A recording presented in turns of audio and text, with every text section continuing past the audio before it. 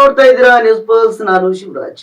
ಖಾಲಿ ಇರುವ ಸುಮಾರು 2.5 ಲಕ್ಷ ಉದ್ಯೋಗಗಳ ನೇಮಕಾತಿಗೆ ಆಗ್ರಹಿಸಿ ನಿರುದ್ಯೋಗಿಗಳು ಧಾರವಾಡದಲ್ಲಿ ಬೃಹತ್ ಪ್ರತಿಭಟನೆ ಮಾಡಿದ್ರು. ಉದ್ಯೋಗ ನೇಮಕಾತಿ ನಡೆಯದೇ ಇರುವುದರಿಂದ ಮನನೊಂದ ಕೆಲ ವಿದ್ಯಾರ್ಥಿಗಳು ಆತ್ಮಹತ್ಯೆಯನ್ನು ಕೂಡ ಮಾಡಿಕೊಂಡಿದ್ರು. ಉದ್ಯೋಗ ಸಿಗದೆ ಊರಿಗೆ ಹೋಗಲ್ಲ ಎಂದು ಇನ್ನು ಕೆಲವು ವಿದ್ಯಾರ್ಥಿಗಳು ವರ್ಷಗಟ್ಟಲೆ ಧಾರವಾಡದಲ್ಲೇ ಬದುಕುತ್ತಿದ್ದಾರೆ. ಇವರೆಲ್ಲ ಕೂಗಿನ ಪರಿಣಾಮ ನಿನ್ನೆ ಮಂಗಳವಾರ ಧಾರವಾಡದಲ್ಲಿ ವಿದ್ಯಾರ್ಥಿ ಸಂಘಟನೆಯ ವತಿಯಿಂದ ಅನಿರ್ದಿಷ್ಟ ಅವಧಿಯ ಹೋರಾಟ ನಡೆಸುವುದಾಗಿ ವಿದ್ಯಾರ್ಥಿಗಳು ನಿರುದ್ಯೋಗಿಗಳು ಪಟ್ಟು ಹಿಡಿದುಕೊಳ್ತಿದ್ರು. ಇದೀಗ ಯುವಕರ ಉಗ್ರ ಹೋರಾಟಕ್ಕೆ ಮಣಿದ ರಾಜ್ಯ ಸರ್ಕಾರ 24,000 ಹುದ್ದೆಗಳ ನೇಮಕಾತಿಗೆ ಗ್ರೀನ್ ಸಿಗ್ನಲ್ ಅನ್ನ ನೀಡಿದೆ.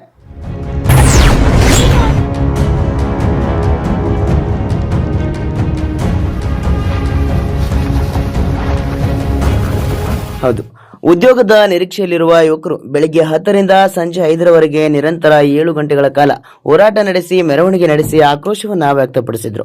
ಬೆಳಿಗ್ಗೆ 10 ಗಂಟೆಗೆ ಇಲ್ಲಿಯ ಶ್ರೀನಗರ ಜಯನಗರ ವೃತ್ತದಲ್ಲಿ ಸೇರಿದ ಸುಮಾರು 2,000ಕ್ಕೂ ಹೆಚ್ಚು ಉದ್ಯೋಗಾಕಾಂಕ್ಷಿಗಳು ಸರ್ಕಾರದ ವಿರುದ್ಧ ಘೋಷಣೆಗಳನ್ನ ಕೂಗತೊಡಗಿದ್ರು.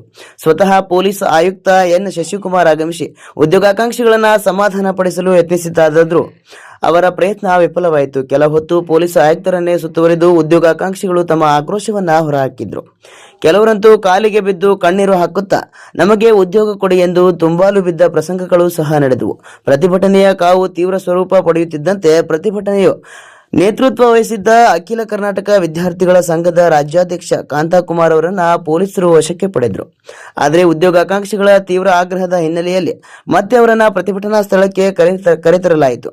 ಈ ವೇಳೆ ಮಾತನಾಡಿದ ಕಾಂತಕುಮಾರ್, ಪ್ರಾಣ ಹೋದರೂ ಹೋರಾಟ ಮಾತ್ರ ಬಿಡುವುದಿಲ್ಲ ಎಂದು ಘೋಷಿಸಿದ್ರು. ಮುಖ್ಯಮಂತ್ರಿ ಅವರು ಶೀಘ್ರವೇ ನೇಮಕಾತಿ ಅಧಿಸೂಚನೆಯನ್ನ ಹೊರಡಿಸಬೇಕೆಂದು ಆಗ್ರಹಿಸಿದ್ರು ಕೂಡ.